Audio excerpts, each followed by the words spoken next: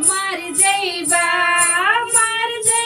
दुल्हे रमा बेलनन से मार जइबा दुल्हे रमा बेलनन से मार जइबा। दूसरे रसम पे इतना गुमान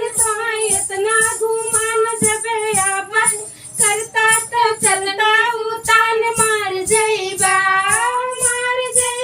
दुल्हे रमा बेलनन से मार जइबा। दूसरे के टोपी पे इतना